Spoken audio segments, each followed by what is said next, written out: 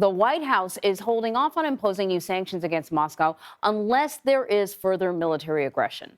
Nikole Killion is at the White House with more on all of this. So, Nikole, first off, I want to ask you about this potential meeting between President Biden and Russian President Vladimir Putin. As I understand it, the concept, the idea is just very preliminary right now. Do we have any idea of where it may occur or when?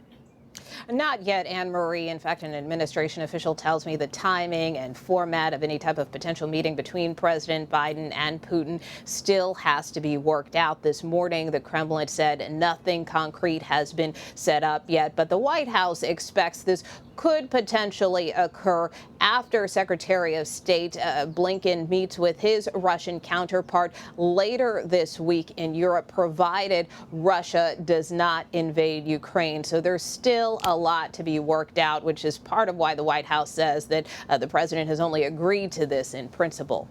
So let me ask you about this. We have been hearing that should there be an invasion, Russia would face significant crippling sanctions. Here's the thing. The threat of those sanctions, at least at this point, hasn't seemed to have an impact on what Vladimir Putin is doing. He still seems to be inching towards some sort of invasion.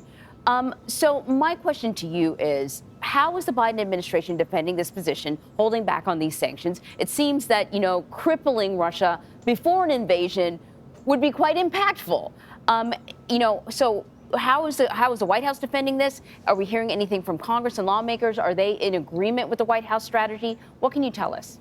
Well, that's part of the message that we heard from Ukraine's President Vladimir Zelensky when he was at the security conference in Munich over the weekend. He basically said, what are you waiting for? And kind of what good would sanctions do after our country is bombarded? But, I think it's important to point out from the perspective of the administration, they say that this is really all about deterrence. And so if they were to hit Russia with a bunch of sanctions now, that potentially they lose some leverage here. And they also point out that they have imposed some sanctions against, ill actors. So that being said, the White House and the administration continue to stress that they will impose unprecedented sanctions, the likes of which, we haven't seen before, along with its partners. But, there is some debate here in Washington about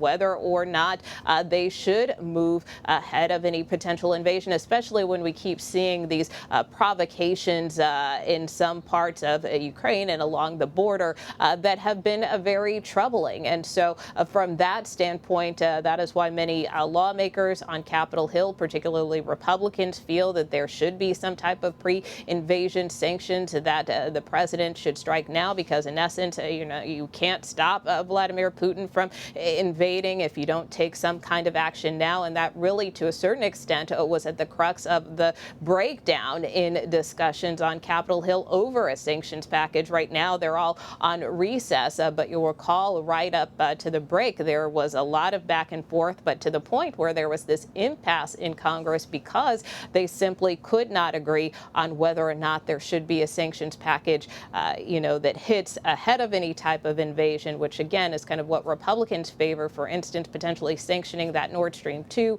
pipeline, which has been in the works, which would carry oil from Russia into Germany. They see that as a way to kind of leverage influence in the region. But again, Democrats were a little more reticent to do that, as well as the White House. So again, it's a debate likely to continue until we see further action in the region. Yeah, indeed. Nikole, thank you.